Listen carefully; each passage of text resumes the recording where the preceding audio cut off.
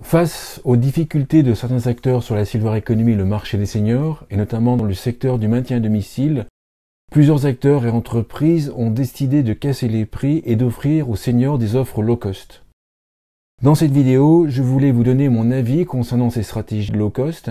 Faut-il les employer ou au contraire les éviter? Pour réussir sa stratégie low cost, quelle que soit la cible, que ce soit les seniors ou les plus jeunes, il y a à mon sens 4 critères. Le premier critère, il faut absolument que le prix dans votre secteur d'activité soit élastique.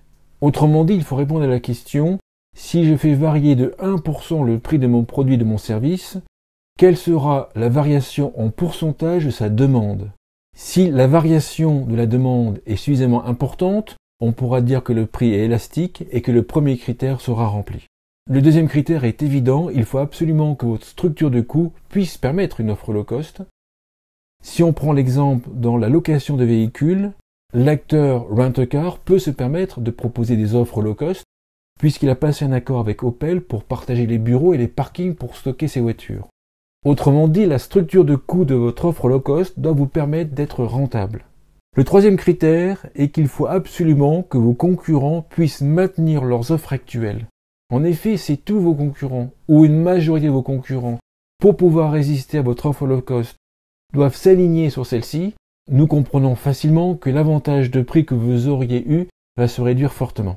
Le quatrième point rejoint un peu le premier, il faut absolument que le prix soit un des facteurs explicatifs importants d'achat de votre produit. Dans certains cas de figure, des acteurs peuvent se permettre de lancer une offre low cost, même de manière non rentable ponctuellement, pour pouvoir prendre des parts de marché et aussi se revendre à leurs concurrents. Mais cette stratégie a ses propres critères qui doivent être absolument respectés.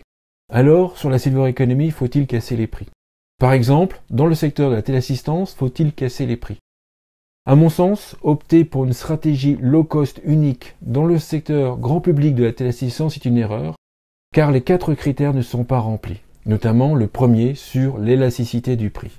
Un autre secteur de la silver economy dans lequel il est délicat de casser les prix est celui de l'alimentation. En effet, le prix est très lié à la qualité dans l'alimentation chez les seniors, et le critère de qualité est très important pour cette génération. En conclusion, proposer une stratégie low cost peut être efficace si les 4 critères que je vous ai expliqués sont remplis, à savoir l'élasticité au prix, la concurrence qui doit pouvoir maintenir ses prix, votre structure de coût doit garantir une rentabilité, et le prix doit être un des facteurs explicatifs d'achat très importants.